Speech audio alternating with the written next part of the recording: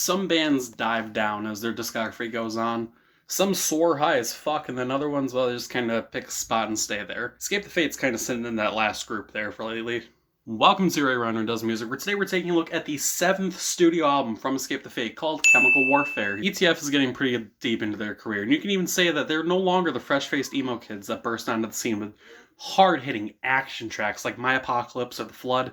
Things have almost toned down ever since then. They're a little more mediated, a little more almost focused and driven instead of just getting in your face and screaming, hey, we know how to be loud. In fact, ever since their 2013 album Ungrateful, you could even argue the Craig Mabin crew have sort of taken a bit more of a premeditated stab at being a band that can ride the line between being scene mainstays and festival heavy hitters. Whether it's a subdued and almost soft songs such as Let Me Be or Picture Perfect, or even nowadays off their newer albums, a hard-hitting song like Digging My Own Grave, there's soul behind every single track that Escape the Fate puts out, and that is not something you can deny them. A lot of people see this sort of move from more of an aggressive tone to more of a, again, softer, if you really just want to put like a blatant label on it.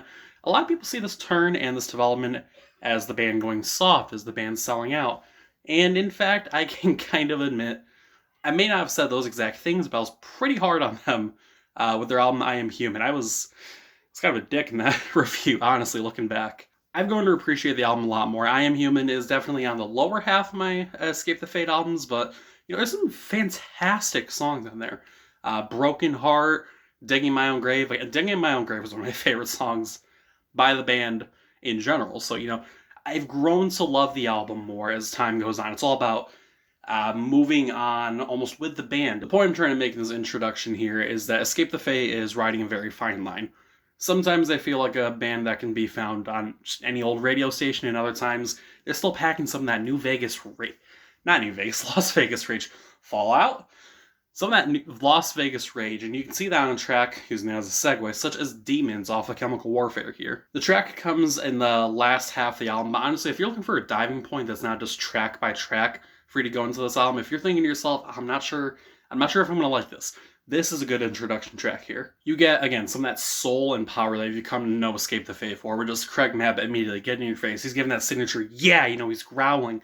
The guitarists are going fucking insane. TJ Bell and Kevin Gruft are absolute maestros on guitar, and you can see their work just, once again, being displayed utterly amazingly on a track like Demons. Backing up that tremendous guitar work, of course, is Robert Ortiz on drums. I do gotta make a quick note about Robert Ortiz. Usually, I can pick up moments from the album where it's like, oh, Robert's really, he's coming, he's showing himself, hey, I'm the big guy here. I'm the remaining founding member. I'm the dude here who you need to pay attention to. But honestly, this album feels more focused on the aforementioned guitarist, TJ and Kevin.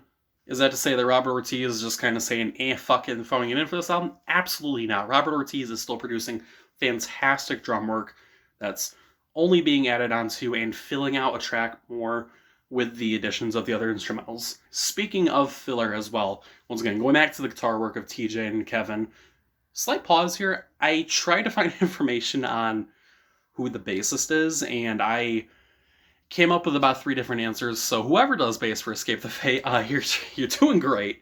You're doing fantastic. I just don't know who the fuck you are. Professional reviewer, isn't it? Like I was saying though, so as far as filler goes, that can be kind of a dirty word. People can see filler as like, oh, so you're saying they're only doing the bare minimum. That's not a bad thing at all. Filler is a good thing, especially when you get a song like My Gravity, where the guitar work serves as a filler for what is kind of just a track. It's not awful.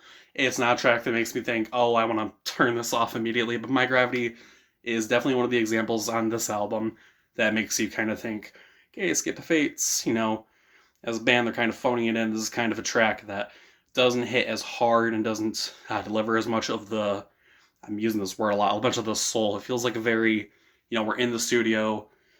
We have this idea that we've explored a few times before. Let's pick that idea back up and sort of almost shit out another attempt at that. One takeaway from this track is that Craig Mabin, whether he's on a good track or not, you can always count on him to perform like big arena-ready courses, just absolutely huge like vocal performances that, again, fill out a track. I'm using a lot of the same words here, and I'm going to touch on that a little more later on in the review for, like, I'm using these same words for a reason. We'll get to that later on. But like I said, Craig Mabin, He's really, tying what could be a bad song or a not as good song and making it to, it's good, it's okay. I mentioned a feel of sameness and a sort of hitting the horse again for the same dead idea feeling kind of going on, because a lot of moments on this album either feel like they were ripped from a previous song in the discography, sort of going back to the well of, oh, I'm overcoming this thing I've gone through. I've gone through hell. I'm coming back from it. That's one of the things you kind of get a lot in metalcore, post-hardcore, hard rock especially. But if you're a band that's continually going back to this idea and continually making that the subject matter of song after song and album after album, it gets a little old after time goes on. In fact, you kind of run into this bump in the road, this sort of speed bump in the album in the very early goings, because you have two songs, one right after another, that have not only similar names, but similar subject matter, those being Invincible and Unbreakable. Now, don't get me wrong. Again, the band has a knack for taking anything, running with it, or at the very least making a nice brisk jog and creating something quality. But it's the same thing over and over again.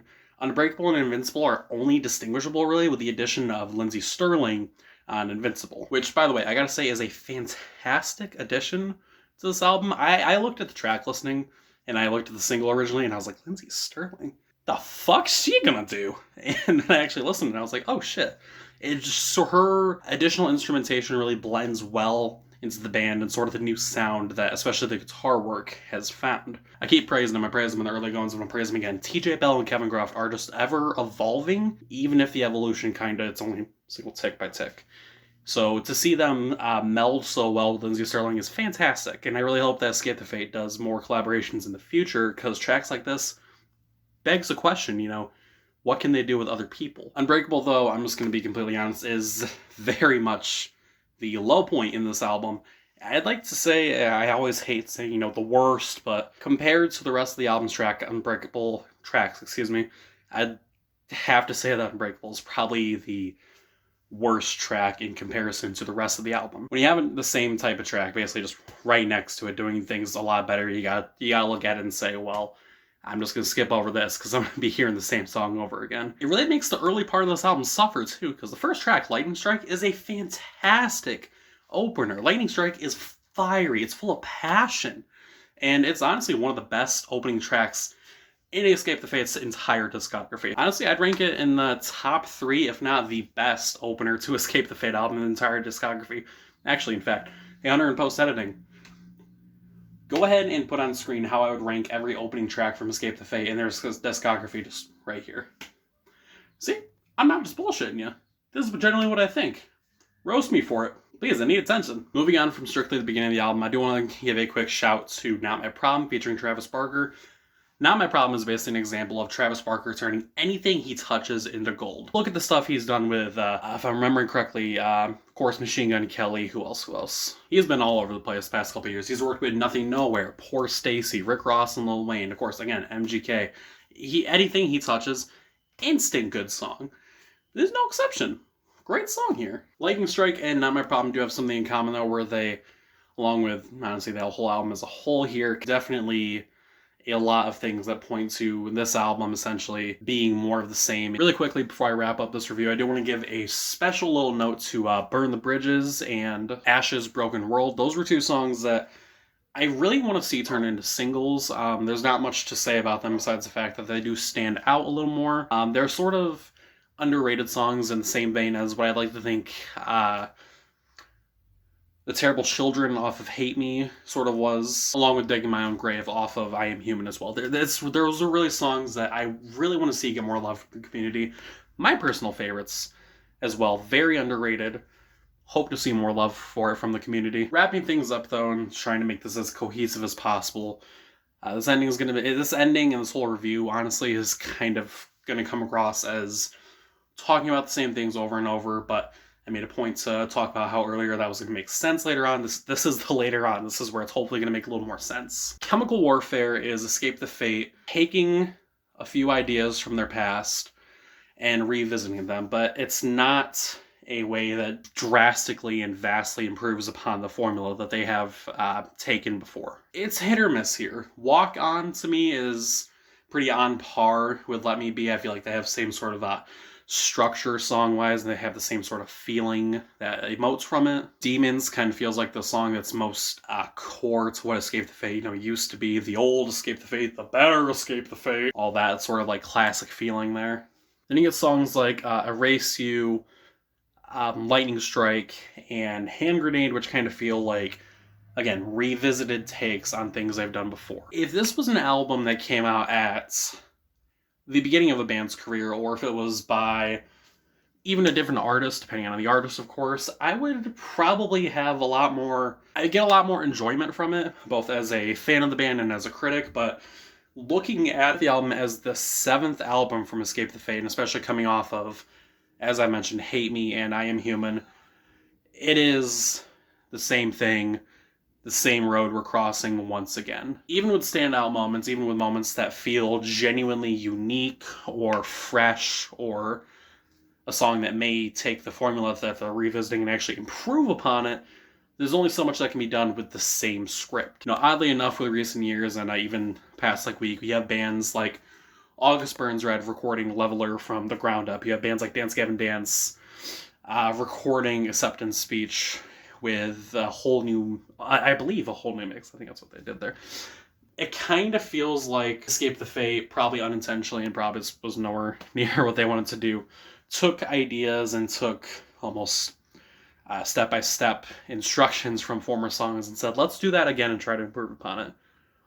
But they didn't so much improve upon it as they just hit the well again for the same idea. It's samey. It's the same thing, and I sound frustrated. I sound pissed off. I'm not trying to be. It's just hard to communicate that this isn't an album you can revisit as much as other albums. There's not as many unique moments. And I feel like with the history of the band and how they've been going, I feel like that might have been the same result even if the band just did a completely post-hardcore album again, because I really do have this fear that Escape the Fate would take kind of the same road here, even if they did harder music, because that's a thing a lot of people are bringing up here. They're like, oh, this wouldn't be so bad if it was harder music. We need metalcore. We need hard back it.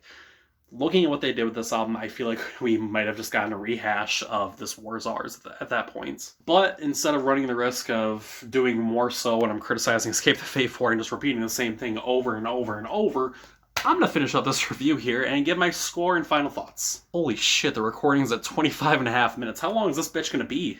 Fuck. An album can be good, but if it's the same thing over and over and it's the same thing that you've done before, it can only be so appreciated so much. While it's not a low point on its own and not a bad album, it does fall a few pegs when you have better versions and previous versions to compare it to.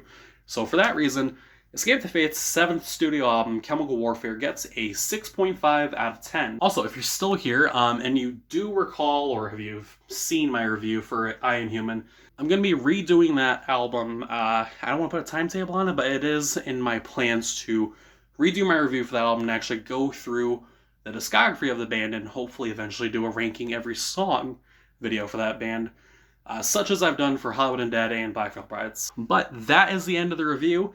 If you have anything you want to discuss with me, any points I made in the video that you feel you want to get some more elaboration on, anything you want to discuss with me, even if you're just fucking pissed at me for something I said in the video, by all means comment. I will discuss with you in as civil a manner as possible. If I come off as a dick, I apologize. I'm just fucking stupid. And again, thank you so much for watching. Remember, above all else, stay hydrated. This isn't water, it's an Arizona can, but stay hydrated. And I will see you guys next time.